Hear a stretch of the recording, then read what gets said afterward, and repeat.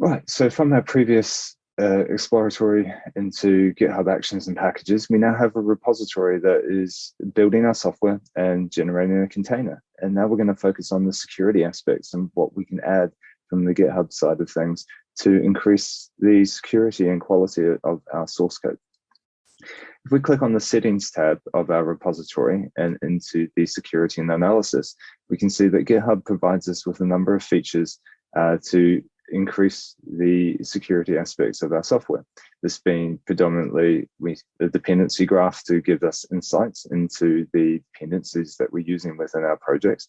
The Dependabot alerts, so we can receive any alerts on vulnerabilities that may affect those detected artifacts. So let's turn that on, as well as here Dependabot security updates. So this gives us the ability to upgrade to non-vulnerable dependencies, i.e. Dependabot will open up a pull request for us specifically in our repository if and when a vulnerable dependency is detected for us.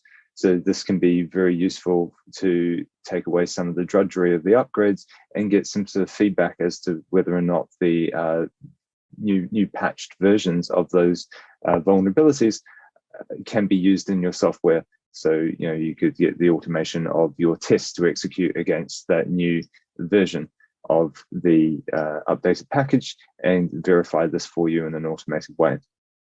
Then we've also got the GitHub Advanced Security, where we can opt into code scanning and secret scanning, as well as controlling certain aspects as to teams within our repository that gain access to this information. So with the Dependabot security turned on our repository, we should start to see some activity being performed, and there we have it. We've now got Dependabot telling us that we actually have a security vulnerability in our dependencies of our projects.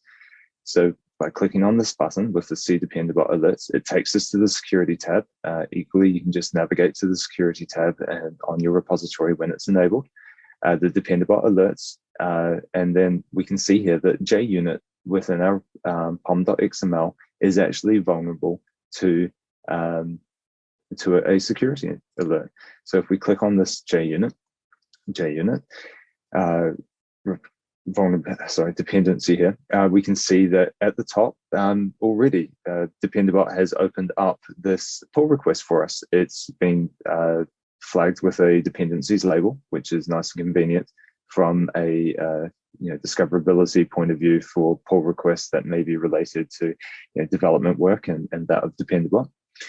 And then it gives us some details on the actual vulnerability and remediation. So we can see that this is found inside our pom.xml with a nice clickable link, which will take us to our pom.xml that we can scroll through and look through our dependencies if we see fit.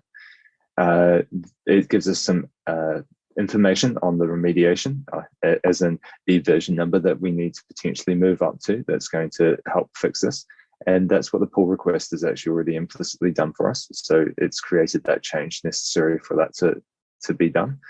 And then we've got the details of the actual vulnerabilities. So we can see that this particular vulnerability has come from the GitHub advisory database. So this is an advisory database that culminates together a number of vulnerabilities, not just on GitHub, but from other sources, and provides this information as a feed within GitHub to do the analysis and detection of vulnerabilities on your software. We can see that this is associated with a particular CWE and some other details, as well as the security researcher that was, or the person in the community that was responsible for reporting this vulnerability, as well as then the details and references and anything else that might be applicable to that vulnerability.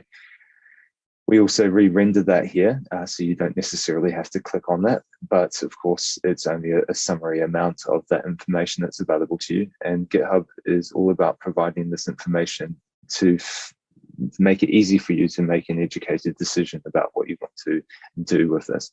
Now, equally, we can resolve this and decide that we're not going to fix this, and we can record any type of these 5 types of remediations, and these form part of our audit trail. So not only is my handle associated with the remediation that I'm choosing here, but it effectively forms part of an audit trail that can be reviewed by your InfoSec team, or you can go back and try to gain a better understanding of why you might have maybe ignored that particular fix if you're doing that, and as to what the reason might actually be in that case. If we go and take a look at the pull request that's also been created for us here, on the Dependabot side, we get another link to this banner as to the specific security vulnerability that the pull request is fixing. And we can see that Dependabot has created this branch for us, which is Dependabot Maven JUnit 413.1. So the branches that Dependabot actually creates for you utilizes the package management system and the artifact inversion to try and generate these things for you to make the branches very easy to understand as to what they're presenting without having to go through the change set. Within Dependabot and the pull request itself, it gives us a summary of what it is that it's actually physically updating.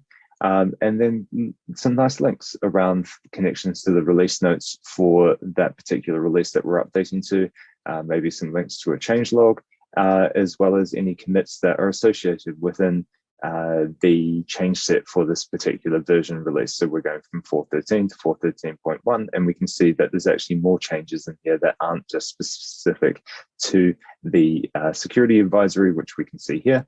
There's some other changes in here as well. So this is very nice to be able to get all this information in front of you as a developer without having to actually go hunt it all out. The other thing that Dependabot is producing for us here is a compatibility rating, and this is based on the successful statuses of workflow jobs and executions and commit statuses that are associated with this Dependabot changes being raised in the open source community. So on repositories and other repositories that have had a similar pull requests opened by Dependabot, 97% of those have been successful CI builds. So this gives us a relatively high confidence rating that we're probably not going to break ourselves based on the feedback of what has been observed around this pull request on other repositories. And Dependabot also has a very rich interaction model that you can interact with using the chat commands, and this is always provided to you, so you can reference these as you see fit.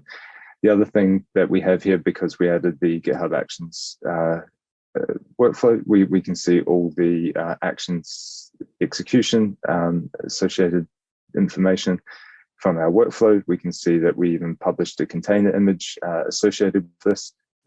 So it is the container that was generated specifically for this particular build, but we can also see here that we ran on Ubuntu and Windows, and our tests and everything passed there. So we have confidence here that we could actually just go through and merge this pull request immediately. So we can choose our merging type that we want to operate on and merge this straight through and get rid of this security vulnerability. If we did merge this into our main branch, the security vulnerability would be automatically closed out for us. So let's go about doing that and merge that through. And by virtue of merging that, we should see in the security tabs that our Dependabot alerts are now showing no Dependabot alerts on this repository now. So that's the Dependabot aspects. The next side of the fence that we want to dip into here is the code scanning. And the code scanning has to be enabled within the repository to turn this on. This will consume a license of GitHub Advanced Security, or potentially one or more licenses, because it's based on a committer model on the repository. So I'm going to opt in on this repository and enable GitHub Advanced Security. Implicitly on our organization, we have secret scanning enabled.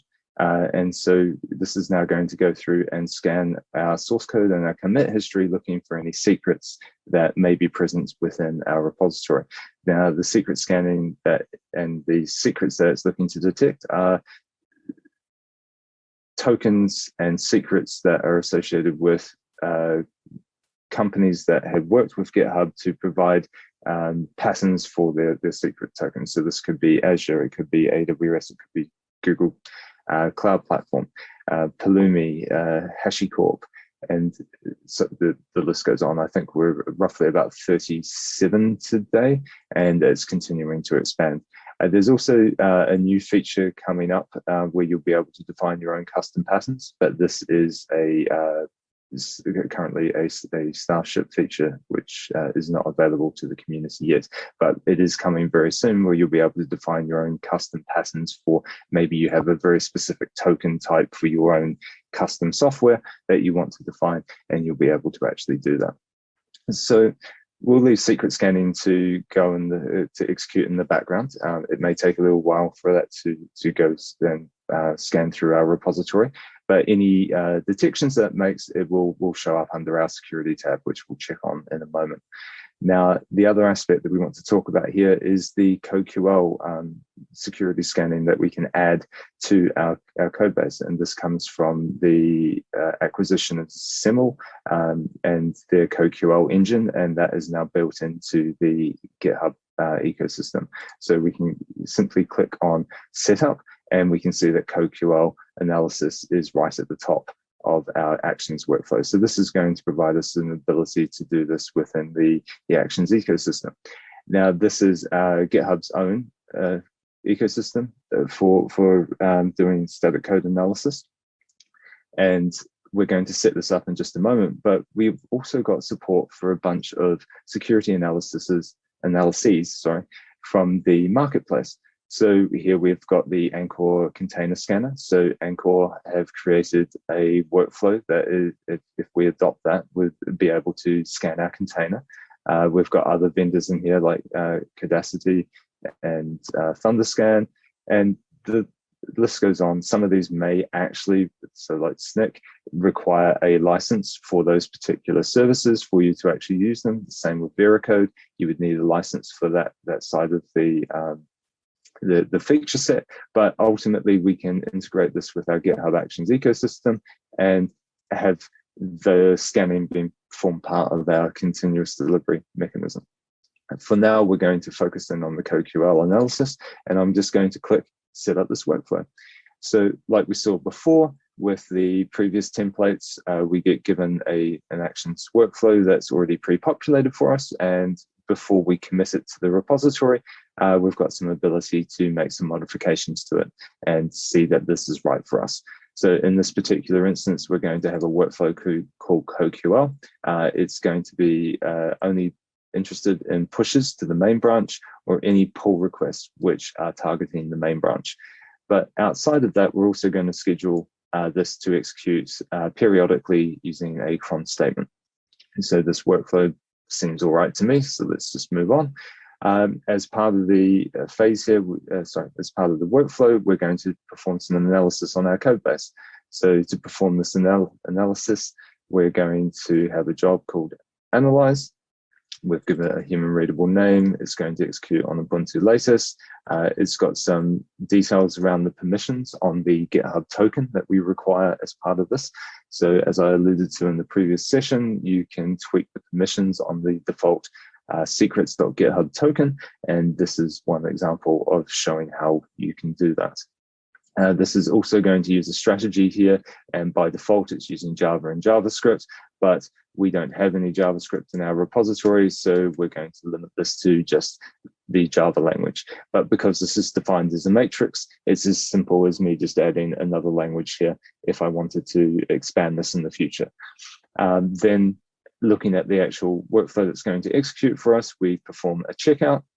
And then CodeQL will do an initialization phase, which will analyze and set itself up for the analysis, of your particular language or languages. So in our case, this will be specifically Java, but it will download the predefined query packs, which are ready to analyze your code. This is going to call auto build, and auto build will take a rough guess at how your software builds, but if you have any custom build parameters or special things that you need to inject into your build lifecycle, you probably really shouldn't use auto build, and instead, as the documentation says here, you fall back to using a run. Auto build here is really present just so we can bootstrap the majority of simple projects. So your mileage will vary with the usage of auto build. Equally, we could just uncomment this and have a run Maven build. In our case, auto build and Maven are compatible, and we don't need to pass any special command line parameters, so that will work for us. So we'll leave that in place. And then we have the final step, which is the performing of the analysis after the database and has been built for us by the actual build phase. So what we're doing here with a compiled language is that the initialization will set up the traps necessary to capture the information when you compile your code. We then compile the code, and then we build the database and analyze it off the information that we collected as part of that execution. So we'll just commit this file in because this will work on our simple project. And if we look at the actions now, we can see that there is a CodeQL execution that has been kicked off.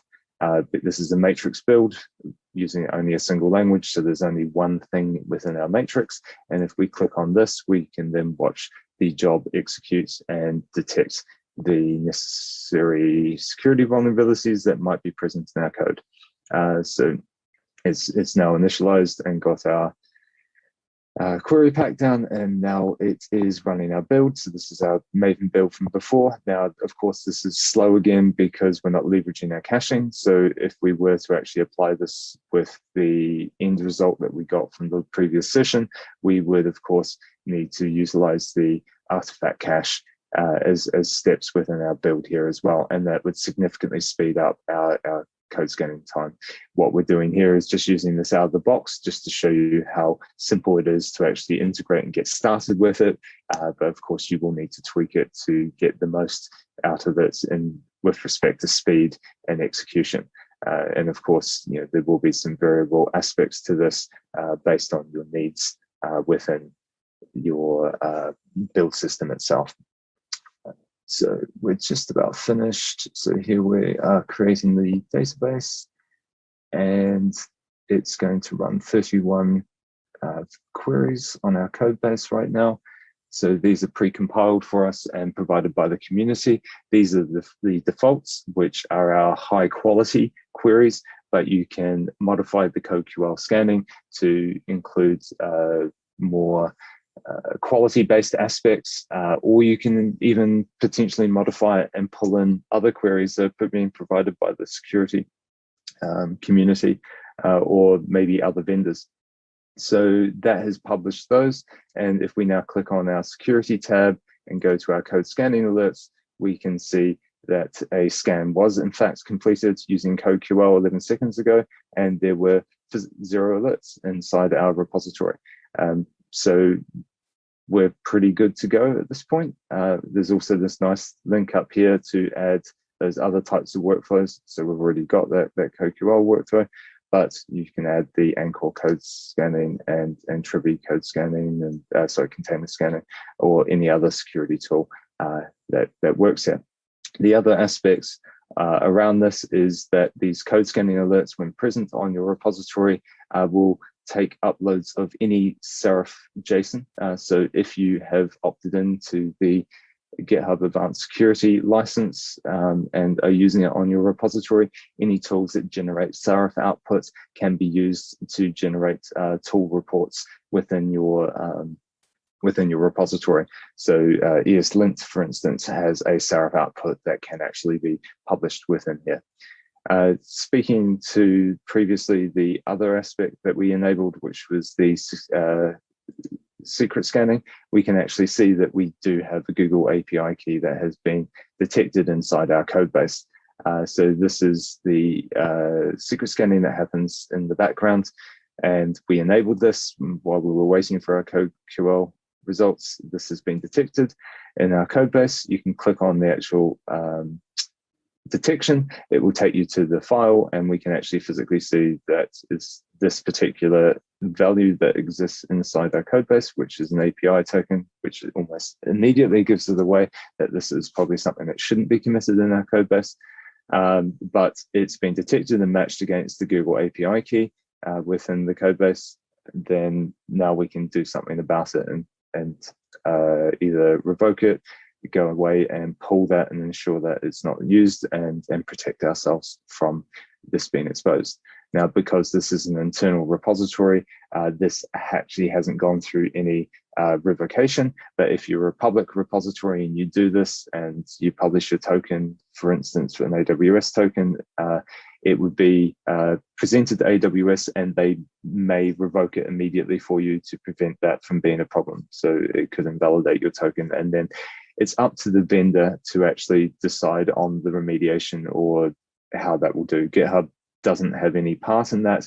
It just identifies that this, as opting into secret scanning, it will inform the vendor that this was something detected in your code base, and it's up to the vendor to then confirm that that is a valid token, and then what remediation steps would actually be performed by that integration with GitHub. At no point does GitHub sort of store this information outside of that that loop. Of course, it is committed inside your code. Now, if we take this to its ultimate conclusion with our more all-encompassing repository with all our workflows in place that we showed at the end of the last workflow system, we can see that we've got code scanning integrated on this as well, which is using a similar type of approach, but it's been cleaned up a little bit to leverage the GitHub Actions cache as we had before. So this significantly increases the speed of our execution, as well as adding that custom build step. So no longer using auto build and instead just calling Maven compile in batch mode specifically from the command line. The other thing that we have added here is that we've also added the container image scanning.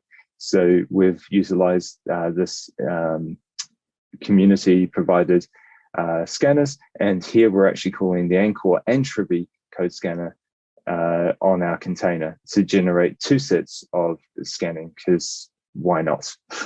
It's free to use and integrate, so we want to do a comparison against both of these tools and ensure that we get absolutely everything.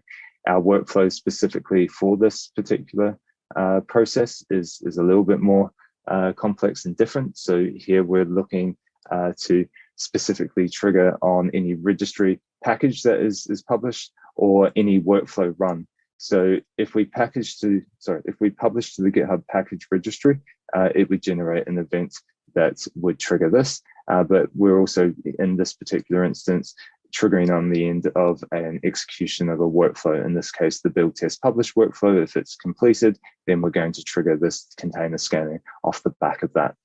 The other thing that we are doing here is protecting ourselves from a Dependabot pull request. And the reason that we're doing that is that we need access to secrets to be able to pull the image back down, and Dependabot does not have access to those secrets. So there's no point executing this if it was a Dependabot triggered build. From here, we are extracting the container, and this is, of course, using the container status that we alluded to before, where we get the status and we're looking specifically for that container image published, and ours was -app, and as such, that will generate the container that we're interested in scanning. We then export that as a array of containers, and then in our next build step, we have the Anchor container scanner.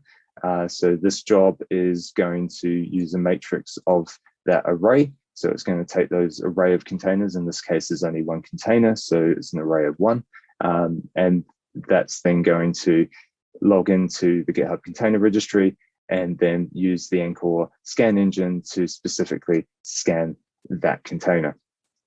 When it's finished, it's catching the results as a Sarah file to the output for our workflow, but then it's also using this CodeQL action that GitHub provides to upload the Sarah report that it has generated, so it will appear in our security tab.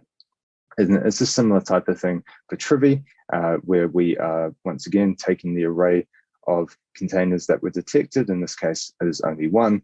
Once again, signs into the Docker registry, This time round, it has to pull the container first. So we explicitly pull the container, and then after that, we then have a different action to invoke that will generate the serif file for Trivy, and then we upload those Trivy results. So in this case, we can see that the code scanning alerts is a little bit more busy. We've got the ability to filter by tool. We can see that we've got no code vulnerabilities from CodeQL, but both Trivy and Anchor have detected differing degrees of security vulnerabilities. And those security vulnerabilities are typically in relation to the software packages inside our container. So taking an example of the libc detection here, we can see that there's a vulnerability associated with it like we had before. We've got links to a CVE that we can go and click into and understand potentially what versions we can update to, and we can currently see that this is actually not fixed. So this is a vulnerability we can do very little about. We can potentially identify this as false positive, won't fix, or we can leave it open and await a version to actually come to fix this, and we just keep this here as a record of facts within our containers. So your mileage will vary depending on what you can actually physically do with this, but this information can be extremely useful depending on what you want to do with it. The containers, to fix some of this, we could actually update our container to the latest security packages when building it. We're currently not doing that. And that might actually fix things. If we take a look at a Trivy result before it was Anchor, we can see that the outputs vary a little bit. This is up to the individual tools, and this is actually a link to their vulnerability database rather than the more generic vulnerability database that we ended up to with the Anchor result. So that's our high-level overview of the security aspects that GitHub can provide and put in front of your developers to move your security posture towards the development lifecycle. Thank you.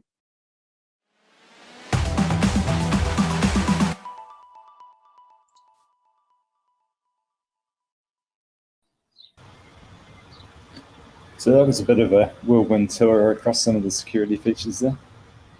I love it. I absolutely love it. I think CodeQL and Dependabot are such awesome tools for ensuring the code quality of what's being developed, and that just gives organizations such so much more confidence that when they go towards automated CI/CD deployments, that they can trust the code's going to be secure when it's pushed forward and that the quality is there. I think that's awesome. I happen to use Dependabot a lot for my own repos. Because there's lots of them I've got where it's just keeping them updated it does it for me. It's brilliant. Yeah, I love it. Yeah, especially if you can tie that stuff into the automation and get confirmation that you haven't broken anything. It's extremely valuable. One of the questions that sort of came up during that session was sort of getting some clarity on the aspects of the security products and what's available to you today.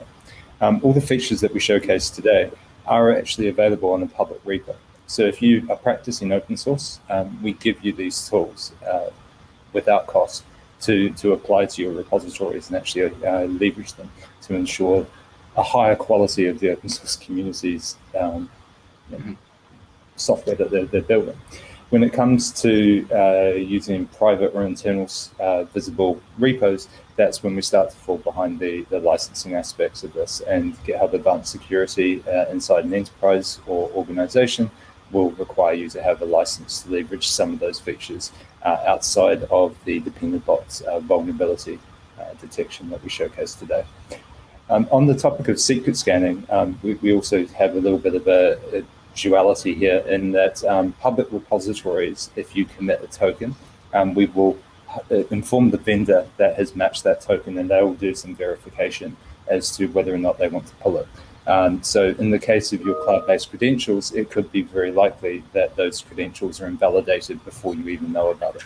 And that's a protection mechanism that we work with the providers to scope that type of activity. on private repositories. So if you're paying for a license of GitHub Advanced Security to perform the secret scanning, that's effectively behind your own barriers. So it's not exposed to people outside of your organization. And as such, it's up to you to decide what activities you want to do. If you want to revoke it, if you want to just mark it as a false positive, or if you want to potentially rewrite your Git commit history to expunge all references to it. Now, we don't provide any tools specifically for that because, of course, rewriting Git history is a kind of tactical nuclear approach to expunging this from your repository, and as such, you're modifying the history and therefore invalidating everybody's clones from that might have a copy of that repository. One of the other interesting sort of questions that came up along the way was around CodeQL. Sam, have you got something to share on that? Not on CodeQL, on Codespaces. Codespaces. Yeah. So we were just going to show quickly, we've got a couple of people asking about GitHub Codespaces. Now, I absolutely love Codespaces. I think Codespaces are amazing. It's a way of building your environment, your development environment, leveraging Visual Studio Code, but in the browser, to be able to have a consistent environment between people. And it's really simple to get started with. So the Bookstore Tech Days repository has got a Codespace set up in it. And to open it up, all we do is we go to the code button here, and we go down to open with Codespaces. Now, I started this a few minutes ago just to make sure it was cached. These can take anywhere from like 30 seconds to a few minutes to build up, to start up. And behind the scenes, it's running a container that's got a remote container with all of the dev environment, and then presents the Visual Studio interface via your web browser.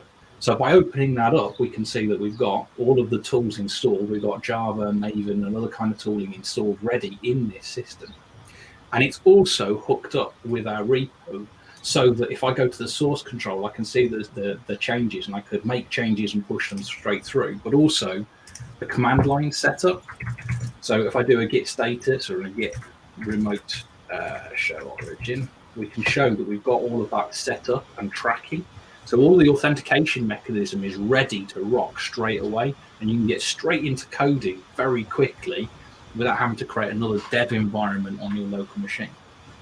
Now, one of the other cool things about Visual Studio Codespace is that you can also hook this up with Visual Studio Code. So although the web interface here is being presented through my browser, if I've got Visual Studio Code open, I can see from the Remote Explorer plugin locally that's running that I've got my Demo Tech Days book open, and I can open that and connect to that from Visual Studio Code locally. And all that's doing is it's still running that back end inside GitHub, container inside GitHub, but it's now giving me the user interface directly inside Visual Studio. So when I command tab between my screens, which is on the wrong screen, I actually get to tab between different between Edge and Visual Studio Code. Is there something you wanted to just add in there, Peter? Yeah, the other thing to point out is that each branch within your repository can have a different codespace and the codespace configuration, because the definition of your codespace environment is actually contained inside the branch. So this adds the ability to have infinite options of explorability and modifications, and you know that unless you commit it, you haven't broken anybody else, for instance, on that particular branch. But it allows you to potentially trigger, try out, and spike and do new things that you might not want to do on your local development machine, because if you brick that, it's a bit of a painful exercise resetting your tools. I think that's brilliant. I didn't know that, but that is awesome. So that's in the same kind of way that the workflows are kept in track with the repository. Your dev environment's kept in track with your repository. That's awesome. Just to highlight what Peter's going on about there, the .dev container folder contains these files here. The dev container JSON file is the one that kind of like glues all these different pieces together. And the dev container JSON file, in this instance, is using a Docker Compose file to define what that remote container does and looks like. It's setting up some forwarded ports. So if I was to run a Maven build, I could actually run that test, and it would magically port forward through from the browser to the remote machine on those forwarded ports. It's installing a load of extensions, so we get consistency when we spin this up on for different people. They have the same extensions installed, and there are some other settings that are being set as well. Now, that Docker Compose file is a relatively generic file, and we could use in the dev container JSON, instead of a Docker Compose, point to a Docker file itself rather than just a Docker Compose file. But I think that as Peter alluded to, that being able to track these as part of your repo and keep them in the same kind of development sync. So you have to do a pull request. If you make a change to the dev container, that has to be approved and looked at and reviewed. I think that's a really powerful way of maintaining development environments. Yeah, the other reason that we're using Docker Compose here in this context with a single container is to actually allow us to access the Docker environment, so we can spin peer containers. So the purpose of this particular repo configuration means that I can actually start other Docker containers from my code space and have them as peers of my actual code space container. That's the only reason that we're using Docker Compose. The other aspect that you can do is just reference an image directly, and Codespaces will use that, so you don't even have to build the Docker file. In this particular instance, the container that's in use is one that's actually pre-built for our tooling and includes some extra tooling like the Azure CLI, as well as Terraform and various other tools that I would previously have to have installed. That's awesome. We'll drop into the chat some links to where you can look at the Docker files and some links to how the devcontainer.json file is set up. But I think at this point we're a little bit over time, so let's move on to the next session,